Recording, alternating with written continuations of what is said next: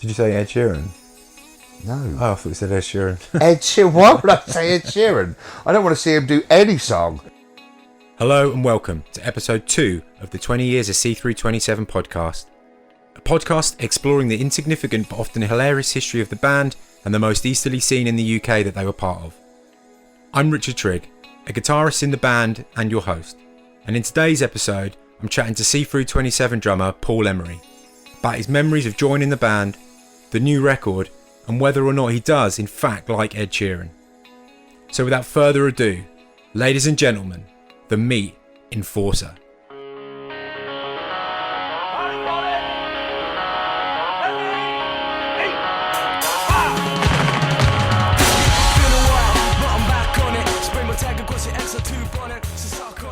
Mr. Paul Emery, how's it going? How has the last year and a half been for you? Well, all is good, thanks, Richard. Thanks for asking. All is well. Yeah, it's been an interesting year and a half. It has been interesting, hasn't it? Yeah. So let's go back to the very start. As I remember, you were living in Essex. Right? Joe Leffley was playing drums for us. Yeah. But take me back to your earliest Cthru27 memory. What do you remember about the conception or... Oh dear. Well, I remember the Annex, of course, over in Worthing. Yeah. So the Annex was basically my bedroom stroke studio kitchen. Yeah, it was just like I just lived outside in an annex and we did loads of recording there. So go on, carry on. So the Annex. Well, the Annex, the funniest thing about the Annex, of course, was you didn't have a proper toilet in there. You only had that outside chemical toilet that everyone had to use. I remember it wasn't a chemical toilet. It's a normal toilet. I'm kidding. Of course, I've just made all of that up. But what I do remember is, do you know, I think I even remember where I was at the time when you rang me and said something about the band, and I said, I'm moving back. I was at the corner at Southwold, know, where you take in Raydon. Yeah. Left it at Southwold over the bridge where the garage used to be, which is now Raydon Corner. Raydon Corner. Yeah. With the nativity scene. Yeah. And obviously you remember the. Yeah. Yeah. Anyway, and I remember I think I was there, and you rang me up and said something about Joe's just left the band, and I said I'm moving back to Suffolk. I'm in, and you were like, brilliant. That was it. It's like, all right, okay, yeah, see you soon.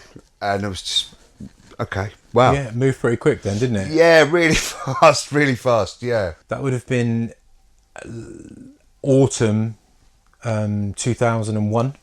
It's weird though, because obviously some things you do remember and other things really sketchy, but I don't remember like the first time we were in a room together playing that music. I don't remember that. How weird.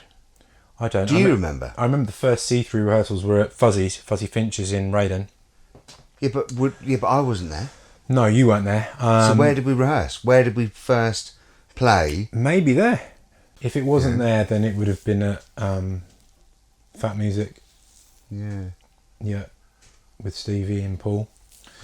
So, 2002, you're now in the band with myself, Jonathan, Jessica, Liam and Adam. And we sort of went crazy on trying to book shows here, there and everywhere.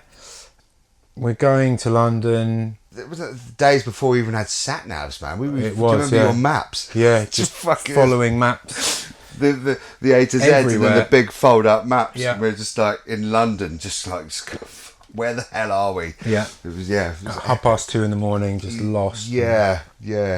Stressing out. Just think. Do you remember that? Do you remember that time?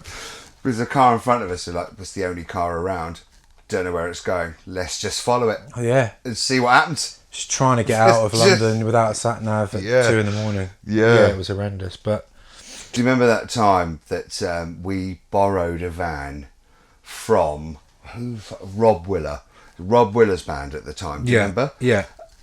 I do remember, yeah. What was their name? Camino Black. Yeah. And there was that old school Mark II transit van. It was decaled black with the red stripe down the side, like the 18 van. It was brilliant. But do you remember the fucking steering on that thing? And I was telling you, and I told you the entire time, this thing is not staying in a straight line. Yeah. No matter what you do, you can steer it and try and bring it back to hold it in a straight line. It's not having any of it. Constantly having to correct the steering. Yeah. Do you remember that? Yeah. There's a band though that people forget about. John Martin, Rob Willer, Matt Martin, and James. Camino Black. Yeah. Yeah. That was their van, wasn't it? Yeah. Yeah. It was awesome. Well, and and that time, there was another time with another van in London. Do you remember that Bedford Rascal we borrowed off Pete the Gas? No. Was it Pete the Gas? Maybe. Might have been. We drove to fucking London. Or no, it wasn't yet. No, we drove to London in that fucker. Wow. We had all of our gear and the band in a fucking Bedford Rascal. I remember one. It's like, what? I remember one show. We went in a van that was so small. There wasn't enough seats in it, so that I think it was Flatty had to sit in the back on an amp.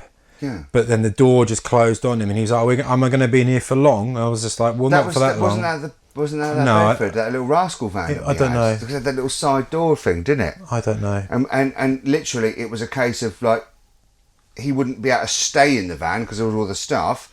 He was leaning on the door that was supporting him in, which is why you were pushing him in. I just remember Flatty sitting there going, "Are you going to be long?" And we were like, "No," and then just closed the door. And just imagined him then just sitting in there because it was like had a bulkhead. And then I can't remember where we went, like Leicester or somewhere. Let him out at a petrol station or something. But do you remember that people carrier thing we had with the fucking electric door? Yeah. And we fucking like rolling up places and just pressing the door. Yeah. Just that was a Kia or something, wasn't it? Stepping out. Yeah. It's just thinking, yeah, we've arrived. Electric door. Yeah. It's absolute. Yeah. Although that bus we had across Europe had an electric door, and that was less. Did it? Well, it was a bus door, like a gas. Door, like yeah. Fucking, that bus was brilliant. That door kept opening though. What? Like a wing. You'd get to about 65, and quick! Someone grab the fucking door! You know, shit. Yeah. And then the door opens and then you start veering across the motorway. Yeah. Yeah, a lot of shows. But what was your favourite what's your favourite or standout see-through show, do you think? I've no idea. Maybe it's just because it's the most recent, but that Lady of the Lake show that we did in 2013 was just like brought everything kind of back from when we were, and we played. I thought we were on the money. Yeah. Like playing wise. Yeah. Every single one of us. Yeah. Was fucking on it. And it was great because of that. I suppose, I don't know. Yeah. And that's the one that there's quite a few video clips of. So I remember that feeling. I remember that sound that we. It was exciting, wasn't it? It was exciting. Yeah, it was really exciting. We worked hard towards that show. Yeah, you see, that's another thing. You say we worked hard towards that show. I don't remember like the working hard before that show. I just remember us coming together, and I just remember us just doing what we've always done, and we've just always just kind of, played music and not really thought about it too much, but we have really thought about it a load. Whilst we were doing it, but not really thinking about it too much. Do you know what I mean? Yeah, It's just something we've always done. Yeah. So, I can't think of a time in my life where I haven't been, playing in a band, or the only time I suppose really is when I was out of touch with it for a while. Was when I went down to Essex. Yeah. To do all that arcade shit. Yeah. But that's the only real time that I haven't been in a band and we haven't been making music together, or you and me, as well as flatty and you know. I think those 2013 shows though had a different vibe, because obviously we'd come back together with a slightly different mindset. Maturity, if you like, as well. Yeah, and maybe an appreciation of the band. So I mean, that first Lady of the Lake show was great. Obviously, it was, you know, like you said, we played well and it was busy and it was great. And then we did the Art Centre. I thought again that was a great show. What visually, just like your backdrop with the Indiana Jones Indiana Jones fire thing, and brilliant, and those little snippets of those precursors, those little videos you made, you know, with the Back to the Future thing, and that's just, and the Clockwork Orange, they were brilliant. It felt really like cool. To me, it felt a bit like an exclusive series of shows rather than just random. Yeah, it did. Yeah, it felt like a little tour. Yeah, in a way. You know, but the whole tour was kind of planned out and sort of mapped out, and each and every individual show on that tour had a theme. Yeah, it did. Yeah, you know, but it was a theme that wasn't just that's cool, but it's a theme that kind of resonates with all of us in a way, from our own experiences through childhood, like your Back to the Future thing, the Indiana Jones thing, fascinated by the Indiana Jones, you know. Do you remember the Clockwork Orange, coming out to the Clockwork Orange music? Yeah, absolutely. And you've done the poster and the video, but it included Johnny's face. Yeah, it did. Yeah, it was just wicked, man. I think K-Fest would have been I think it's my all-time favourite show, K-Fest. K-Fest is a great show. Yeah, which was the Clockwork Orange one. Yeah. And the jelly shots. Yeah, vodka jelly. I think we did like 150 or 200 shots to give out during For a Lifetime, which is a song predominantly about drinking. You know, we were headline. We were top of the bill on it, and it just felt we could make it our show. Try, you know, not be local about doing it, and actually try and do something a bit different. I remember that show we did in a disused public toilet. Remember, where was that? It's Tunbridge Wells. And Johnny fucking lobbed that fucking roll, did he? Yeah. I can't remember exactly the story. Johnny will tell you the story better, but in fact, no, we speak about this. He lobbed that roll, didn't he? And it hit that woman in the face. Yeah, it did. And it exploded everywhere. Yeah. And, by the way, guys, this is who you're going to be staying with tonight. And it was that person. Yeah, it was, yeah. And I was like, John, you've just thrown a bap at her face. Fucking bap.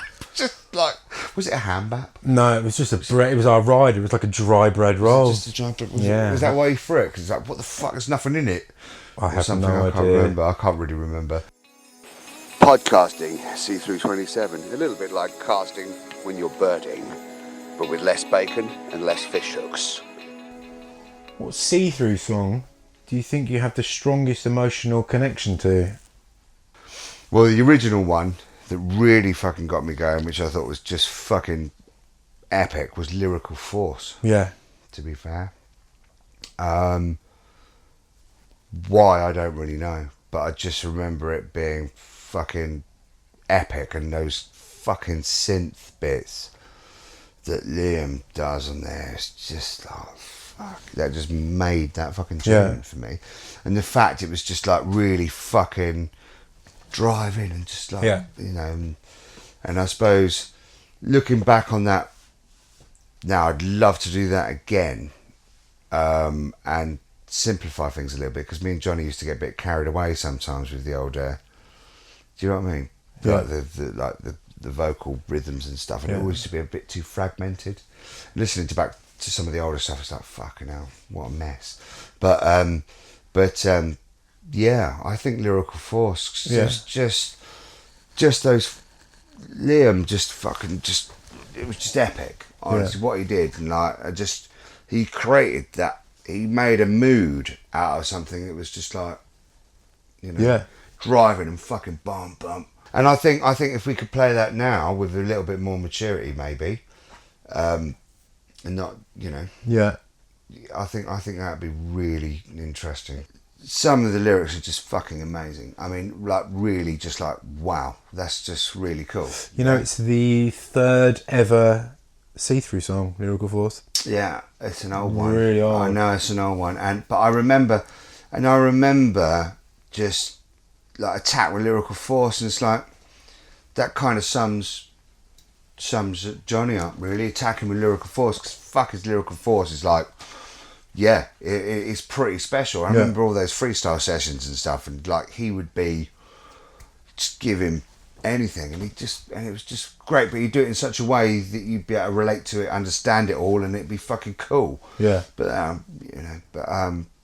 that yeah, I suppose Lyrical, yeah, really. And I love playing that tune. What about any of the new ones? New ones, fucking Stargazing. Right. It's quite simple, isn't it? I think that will be the most common answer out of it for everybody. I think so, mate. I mean, it's just so desperately, simply fucking epic, isn't it? Could it be I think the new Lyrical Force? Yeah. Potentially. I don't know. Well, I don't know the new Lyrical Force. It's beyond that. Just that. Well, you know the bit at the end. Yeah. Where it's just like. Yeah. What do you reckon is your favourite track to perform live, including, you can include the newer stuff? Okay, well, I wouldn't include the newer stuff straight away. They'd rule them out because we haven't really sort of played them live to anyone or out anywhere. Yeah. But I do feel like our newer stuff to play live is fucking like, wow, this feels amazing. Yeah, and obviously it's going to be exciting, isn't it? Mate, it's going to be. Yeah, I can't wait to release these songs. And see what the old school See-Through kind of like people think of it. Yeah, and see if they like it as well. Yeah. But like, of all the old school songs that we used to play live, and all the shows that we've done, it's got to be fucking the beginning, your fucking guitar intro, and then fill in, bang, Radio N, isn't it? Wicked. Yeah. It is though, isn't it? Yeah. I also used to love Lyrical Force. I loved how Flatty throughout the entire song. I mean, that must have fucked him off something chronic for all these fucking years. Think how many times he's played those notes. You know. Yeah. Them two notes. Throughout the entire fucking song. Yeah, it's important. It's an important bit, but we're all like loving it and doing other shit, you know. Yeah. And he's just doing the same thing all the way through. Yeah, that's funny. But I loved playing that. I really liked playing that live. Yeah. I thought that just had such an impact. And then, of course, you know, with the fucking synths and Liam coming in, just like, whoa, you know, oh, yeah. So yeah, I loved that for that. Yeah, it's a cool track. This is going to be a tricky one for you. Like the others haven't been. Yeah. What is your most embarrassing moment in See-Through? Might be when I accidentally destroyed the mobile phone of that bloke that we were fucking Oh, recording Jesus with. Christ, yeah. Do you remember that? Yeah. That was pretty embarrassing. We went down to record with the guy. He took us out to a club. Fuck. You ended up having an argument with him the night before we're due to record, and you threw his phone in the road. I didn't mean to do that. I didn't throw it. I knocked it out of his hand, and he dropped it. And he knew that he dropped it. For some reason, he was just a fucking knob. I didn't like him very much, and yeah, we didn't see eye to eye. Yeah, I destroyed his mobile phone. That's an embarrassing moment. That's not a cool thing to do. I didn't mean to do it. No. It kind of happened. Yeah. Because I was probably a bit pissed and a Drunk. little bit angry with him for some reason, because he was a prick. I don't know. Maybe he wasn't. Maybe I was. So we kind of did demos with him the next day for Radio N. We did Tooth for a Tooth and How Many You Kiss. And then, of course, famously, later in that day... He was crying, wasn't he? He cried. And then, famously, Flatty's car stereo got nicked. And the car burnt out. The car caught on fire on the way home. Fire on the way home. You had all those... And, mate, do you remember rescuing everything out of that? I tried to, yeah. Well, I wasn't there, but I do remember you telling me about it. Yeah. It was horrendous. And that box of leaves, that metal box, it just like melted into one lump of fucking plastic. Yeah. And it was pretty scary, to be honest. Imagine, yeah. You were in the outside lane at the time, weren't you? Yeah. And then all of a sudden, smoke coming out of your middle console, Flatty. I remember you saying about it. Yeah. No, it's fine. No, there's a lot more. There's also now flames. Yeah. So then you had to dive across to the other side of the road because the car filled with smoke, didn't it? True story, yeah. My favourite embarrassing story of yours was talking about Lyrical Force was when we actually went to the studio to record Lyrical Force and you didn't turn up. And I remember phoning you and phoning Johnny, and I eventually got hold of Johnny, and he said, "Don't worry, I am with Paul." And this was about 4 hours into our studio time. Hang on, is this at the Seagull? Yeah, and then you'd been sick in your breakfast at Morrison's. Oh, mate, that was so fucking. Then you finally turned up to do the recording, with and the crate of Tetleys. The drumming was less than impressive. Probably. Hence why we haven't got a proper recorded version of Lyrical Force. No, so you're going to blame that all on me now? Well, it does start with the drumming, and that's where it ended on that. No, it doesn't. It starts with Flatty, just because you can't play those two notes at the right time. No. But there has been a lot mate, of... that was horrendous. That was... Yeah. It was. Yeah. There have been a lot of those kind of funny times over the year, but what's the funniest memory of the last 20 years, do you think? Scaring the shit out of Adam in Serbia was hilarious. That was funny, right? That was so funny. We went out to Serbia, didn't we? And we did a show out there, and Adam looked really sheepish one morning when he came. I tell you what we were doing. We were doing an interview with a paper. We can't right? really say what we're really at, can we? No, but we Do you know what I mean? but we were doing an interview with a paper or a magazine or something, and Adam walked past, didn't he? Do you remember? And we were like, "What is he? Are you just now coming back?" And he was like, "Yeah." And he went in, and then that was when we were at the university, wasn't it? Yeah, and then we went up and pretended to be the police, and mate, and I was just making up loads of random noises at the door, like speaking Serbian. And by the time we'd banged on the door and broken the door down, Adam had fucking legged it.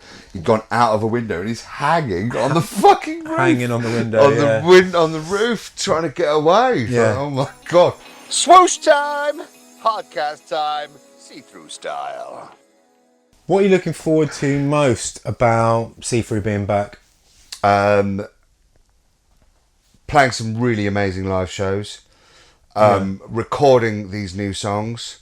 And what I'm really looking forward to is actually playing some stuff we haven't even written yet. Yeah. I'm really looking forward to getting back into a room, being able to take something pretty basic, like those years ago when you come up with a riff, and then as a band we create it into a song somehow. Yeah. I'm looking forward to doing that again. Yeah. Do you think it feels different to the first time around when we're doing it? No.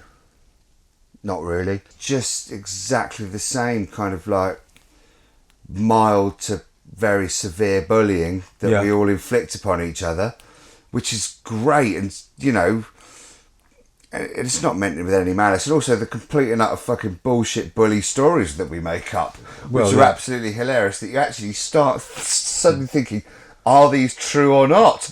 But they're not.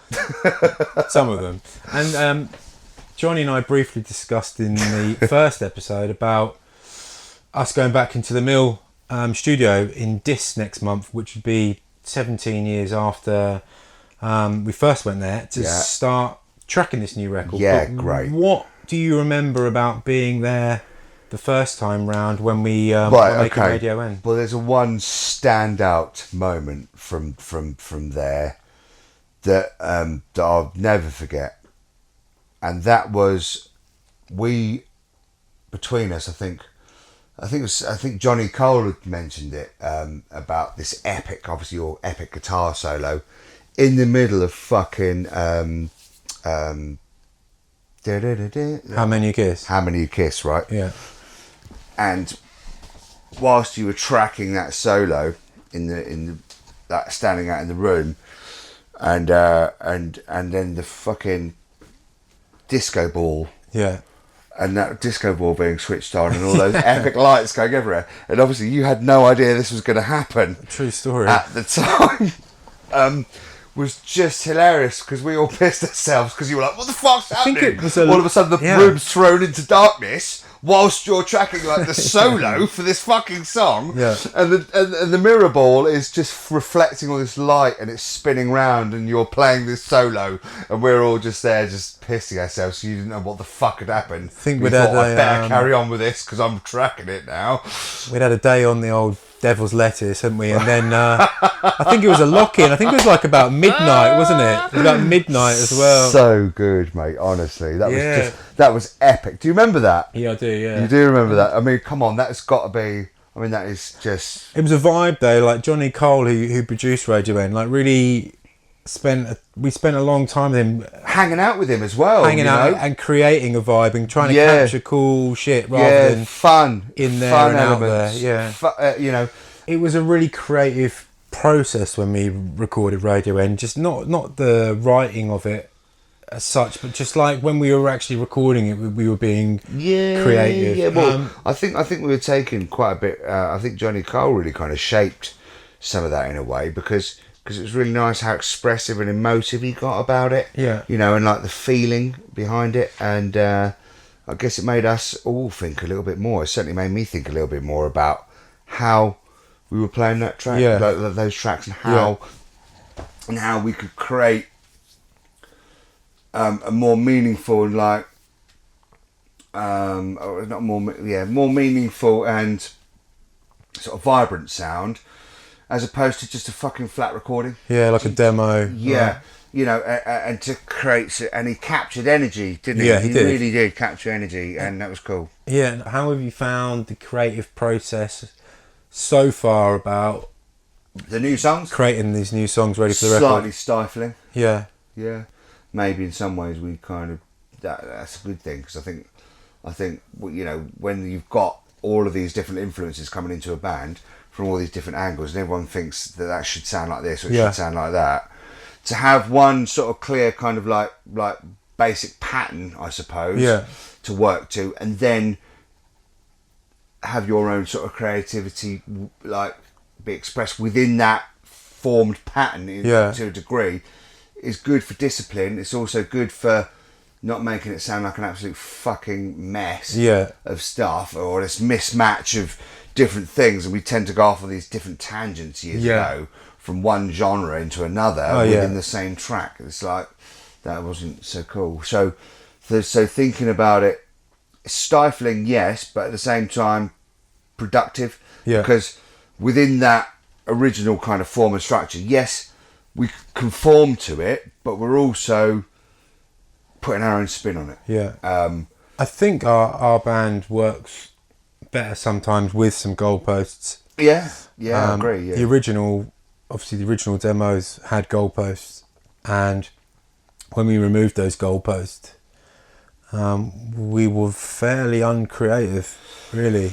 Do you think we've approached it differently to how we'd have done 20 years ago? And Johnny seemed to think that we did. But actually, maybe we've kind of been forced to go back to the way it originally was. Mate, when you ask that question, and you actually think about that right now, back in the annex, and you create those fucking, because you've got this computer, you've got your Cubase and all that shit, and you create these tunes and you're doing this stuff.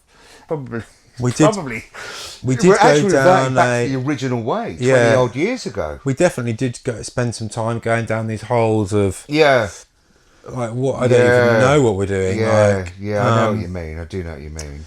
I mean, we got lucky with a couple of tunes out of them, but all the mainstays, the Beautiful Skies, were those old How Many You Kiss, Lyrical Force. Yeah, I mean, For a Lifetime, sort of we picked out of the air. I remember like with the piano bit, and that sort of came from that, didn't it? And I remember that night we went round your friend Kate's. She had a piano, right? I do remember playing the piano there. Yeah, and that's you and Liam and Johnny would play that first part of For a Lifetime. I think we might have had a few beers. Yeah, absolutely. But that's where that sort of song, that era where that song started coming from. But like, there's a lot of songs which. There's very few songs actually which sort of we did pick out of the air like that. Really. Do you know one of the things you said about the see-through stuff is I'm looking forward to getting this EP recorded, of course, but also working on the new EP. Yeah. And remember I said to you, what we need is some fucking like really sort of Shuffly rock. Shuffly. Yeah. What did I say? Shuffly rock. Shuffly rock fucking Yeah. guitar riffs. Yeah. What did you do? Well, I did what I was told. Fucking right, you did. You were told, but no, you didn't. You just created this beautiful fucking. I'm just like, that's exactly what I had in mind. It's like, just Yeah. And I'm really looking forward to recording Yeah. those. I'm really looking forward to playing those, and also now with Johnny on the bass. Yeah. I mean, that's going to be, Yeah. epic. I think so. What's been your proudest or most unforgettable moment in the band so far? We've done the 2013 show Yeah. at the Lady of the Lake, and we finished. We come off stage, right? Yeah. And the bar, I think, was closed. It's like, fuck, can't get what? So I said to the barmaid, "Can I buy that whole bottle of Jaeger that you've got in the bottom there?" So we'll take it away. I don't know. I'm gonna have to go and ask my manager or whatever. Yeah. And Stu Perry was stood at the side of the bar. He goes, "Oi, do you know who that is, don't you?" And this barmaid turns around. And she said, "That's the drummer out of C327, don't you?" And then she just got this fucking that bottle of Jaeger out and loads of Red Bulls and said, "There you go. That's on us. Thanks ever so much." And we just poured that Jaeger out. Yeah, we did. That whole bottle. That was a fantastic moment. And we were actually. just sharing it out, and Yeah. that was gone in about fucking 30 seconds because Yeah. everyone had some, and we just like, that was kind of like one of those moments, just like, don't you know who he is? And getting a free bottle of Jaeger. Yeah, it was. I mean, cool. that was quite cool. I mean, it's only the Lady of the Lake and that, but that was just like, Well, it's epic. exactly the kind of stories that we're trying to pull up, and that was a great. Is it really? It was a great, It's a great moment, isn't it? insignificant stories. An insignificant story to anybody, but to me, stood at a bar where some like someone's got, "Oh no, we'll have to go and ask," and Stu Perry going, "That's the drummer out of C327, get him what he wants." Let him have it. So it's just like, oh, okay, thanks. The other important thing there is Stu Perry. Like, he's a really Fucking pivotal legends, mate. character in the story of Yeah. the area and the band. I mean, Stu runs a question. company called Gear Hire, so he's always been around us as musicians, like doing Since we were PAs and since front we of were house. 15, mate. And then he took over the sort of what we would call the golden years of the brewery. Like, so the brewery obviously being our local haunt, Totally true. which is now gone. But when Stu took over the brewery, so he's an important part of the story. He'd be a great person to have on the podcast. I'd love to see him. I'd love to speak to him. Yeah. What a great idea. Last question. We've been known to smash out a cover or two. Oh yeah. But imagine if you could hear anyone covering a See-Through song. Who would that be? Who would you like to hear playing a See-Through song? Love to hear Ben Rouse do a fucking see-through tune. Yeah. That'd be cool, wouldn't it? Yeah. Wouldn't it be great to hear Ed Sheeran do Beautiful Sky? I actually think Ed Sheeran would do a great cover. He probably would. Foo Fighters doing a cover of Shape Up or Shit Out. Right, yeah. Epic. Milli Vanilli, did you say? Doing Good Life. That's exactly what I said. I said Milli Vanilli doing The Good Life. Yeah. Absolutely. That's what I said. Can you imagine? See, Milli Vanilli didn't even do Milli Vanilli. For fuck's sake, that's what makes it even cooler, isn't it? Yeah, let's get that happening. Yeah. Brilliant. Yeah. But I don't want any of these sort of wet kind of like acoustic covers that they do on the Live Lounge sort of shit, don't we? Fucking hell. As long as they didn't do it like that, then we'd be alright. Wicked. You're welcome. Cheers, Paul. You're welcome. It's a pleasure. Thanks ever so much.